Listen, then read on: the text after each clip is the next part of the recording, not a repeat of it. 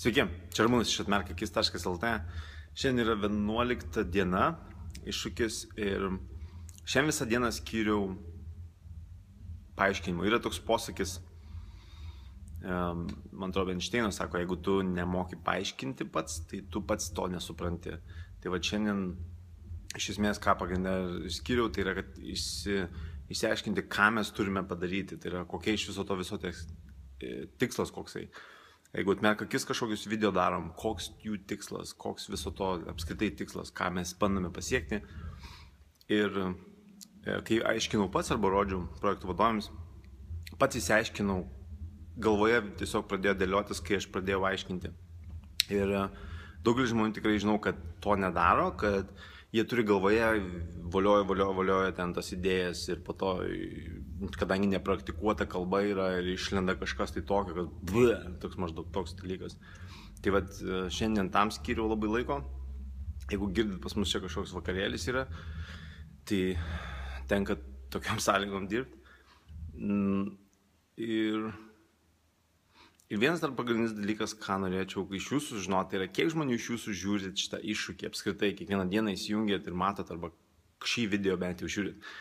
Tai padėtų labai man, jeigu Facebooko komentaruose pačioje parašytumėt aš arba ten, aš žiūriu, žiūrėjau visas dienas, kiek ten 5 žiūrėjau ir taip toliau. Tai nepatingėkit visi, kurie dabar žiūrit. Jeigu tu žiūri, tai dabar parašyk komentarą pačioje aš ir taip toliau, kad aš žinočiau tiesiog, kiek žmonių ieško to, žiūri tiksliau tą iššūkį. Ir ką tik sėmečkų valgiau. Ir dar, taip, tai, žodžiu, pirmiausia aiškumas, ką aš darau, link kur mes einam, paaiškinti kitam taip, kad jisai suprastų, nes jeigu jis nesupranta, reiškia, aš nemoku vertės pateikti to, kodėl visą tai daroma, ir kai jis nesupranta tos vertės, jis nelabai žinos, kaip prisidėti prie to.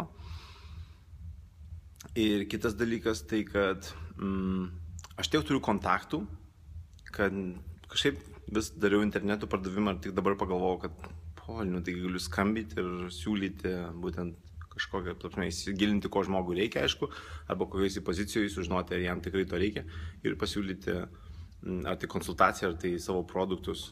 Ir daug, aš turiu apie 1000 anketų vien tik tai iš 30 dienų iššūkio ir apie 250 iš 5 mėnesių iššūkio.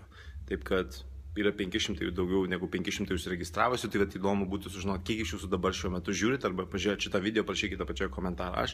Mes sutiksime rytoj. Iki.